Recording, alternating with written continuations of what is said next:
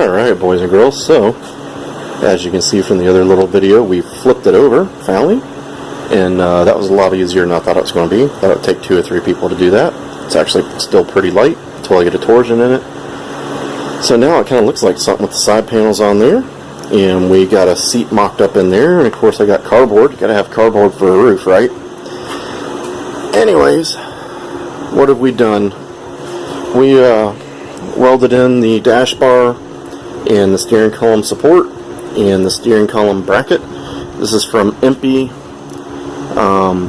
The one I ordered didn't say it was going to be chrome plated, but it's like a cheap chrome zinc plating, and I bent it around. It's pretty easy to bend, so it would form around the tube. This is usually straight, it's part of the bracket. So, not my best welding ever, but it's on there. It's not going to fall off. Put my jack handle in there to kind of give me what a steering column shaft would look like in there, because I needed to make sure it would have some room between the piece here. I had to move it over from where they had it to line it up a little bit better with the seat, and I had to move it up because it just felt really low and I couldn't get a decent angle on the steering shaft without putting the steering shaft on top, which looked funky. Well, the next thing is we put the floors in. I bought more hardware. I went to Ace and bought stainless metric lock nuts, which was not the cheapest way to go. It's like $1 a piece when you buy them in the pack of 15, because the hardware I bought on Amazon came, took about 2 weeks to get it from airmail, which is kind of funny, but it came from Scotland of all places, and it's the wrong size. They sent me 10mm instead of 12, and the packages were marked 12, like they had individually packed them in the little Ziploc baggies, and it was written on there 12, but whoever packed it obviously was having a bad day, so, because you can look at it and see it's not 12mm. So I had to go buy that. I got to return that. I was supposed to get hardware for the sides, but it says it arrived, but it never did, so I gotta talk to the seller about that, unfortunately, if I can ever get a hold of them. But we're moving on to better things. I don't need the side panels bolted on anyways right now. Got the seat in here, getting it located where I wanted. I want to have a little bit of a lean back to it, but not crazy, and this is about where it's going to be. You can see it's got a little lean back, but I don't like it when like your bottom of your thighs is like shoved up against this and your feet are on the floor. So it's got a little less than some people put. I was going to use tabs like I used for the floor to mount the seat, but it's like 4.5 inches from a tube, and it's at a slight incline angle. I don't know if that shows any better over there. So my thought here is I may get a tube and send it out like a 45, either from the front or the side, or the front and side, and put a bung in it, kind of like that, so the bolt can go through and do that instead of flat stock. They also sell tabs that are extra long and whatnot that are formed that may work. I'm still not sure what I'm going to do there, but I'm going to push the front seat to the side more. It's actually going to be a little offset, because I want to be able to have let's see, it can go quite a bit over there. There's probably 5 to 6 inches of room at this point here.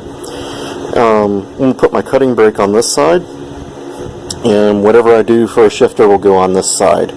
If I do cable shift 4-speed, then it'll go on this side. I'm really thinking about doing a bus automatic. The price is about the same for them. It's just the bus automatic will be a little more ingenuity to put it in this Beetle chassis torsion housing. If I could find like a bus whole back setup, maybe I'd do that. If I could find it whole cheap, brakes, drums, torsion, everything, that may be a way to go. But it needs to be a full auto from Vanagon, late model Vanagon, the water cooled ones, because they have a transcooler in it. That's why I want that. that's about it. Just trying to piece everything together here. And still got to trim the side panels to the size, but I'm going to kind of wait for that until I get the hardware so I can get all the hardware on it. Make sure that's where I want it so it will stay in its right spot. Got the steering column and the shaft in there, and now we're going to start mounting seats, and then after that we're going to get some tubing, because as you can see there's only like one spine in the back, and the seatbelt holes line up about where that bolt is. So I need to put a tube on the front and on the back here in between these tubes underneath the seats so that I can weld brackets for my seat belts on.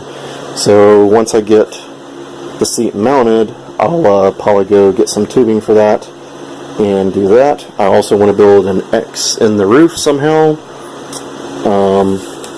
Still kind of debating how I'll do that. I'm thinking I'll just make an off-centered X, because this bay is bigger than this bay, and if I did a traditional X all the way through and came through this pipe, there's going to be like this little triangle-y shaped funkiness here, and then it will cross probably right about here, and that just seems like a lot of extra work for nothing. So what I'll probably do is just run it from that corner to the center point here, because then my heads will definitely clear, because it's going to be little people in the middle, and that point over there to here, and then from here over there, and so forth. So it will look a little funky, but then I realized I'm going to have a roof on it. You're never going to see it. So what does it matter, right? And then once the back seat is mounted and gas tank is located and torsion's in here, I'd probably like to either put at least a diagonal going down or an X in there just to rigid it up a little bit more. And of course, I will probably put a brace from about here down, because this cage has a slant to it, and a brace from here up to that center cross member just to pull on the cage a little more in case it ever did go on its lid. I'll keep it from collapsing in.